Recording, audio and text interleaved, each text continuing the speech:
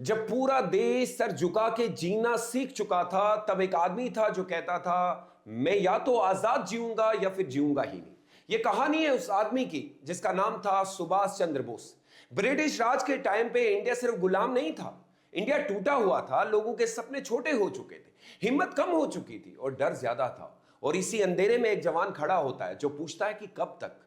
सोचो जरा, एक लड़का जो ब्रिटिश गवर्नमेंट का सबसे बड़ा एग्जाम क्लियर कर चुका था, आईएएस ऑफिसर थे, पूरा फ्यूचर सिक्योर था, पावर था, रिस्पेक्ट था, पैसा था, और फिर वो अपनी फाइल बंद करते हैं और बोलते हैं कि मुझे तुम्हारी नौकरी नहीं चाहिए। क्यों? क्योंकि वो अपने शीशे में एक आईएएस नहीं, एक गुलाम देश का बेटा देख रहे थे। सुभाष चंद्र बोस ने सिर्फ अंग्रेजों से नहीं, डर से जंग लड़ी। उन्होंने कहा, भीख से आजादी नहीं मिलती, आजादी छीननी पड़ती है।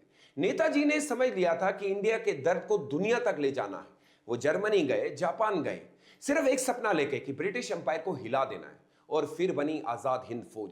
ये कोई नॉर्मल आर्मी नहीं थी, ये थी उन लोगों की आर्मी जिनके पास कुछ भी नहीं था सिवाय एक चीज के, जुनून। मजदूर, स्टूडेंट, औरतें, और सवाल था कि तुम मुझे खून दो, मैं तुम्हें आजादी दूंगा। नेताजी जीते नहीं पर झुके भी तो नहीं। उनका रास्ता मुश्किल था, उनके फैसले कंट्रोवर्शियल थे, और उनकी कहानी अधूरी रह गई। आज भी देश पूछता है, नेताजी कहां हैं? पर शायद सवाल यह नहीं है कि नेताजी कहां गए, सवाल यह है कि क्या हम उनके सपने तक पहुंच पाए।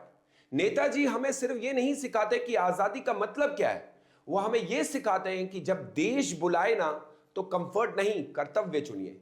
सुभाष चंद्र बोस एक इंसान नहीं थे, वो एक आग थी, और आग कभी मरती नहीं है, बस किसी ना किसी दिल में जलती रहती है। जय हिंद।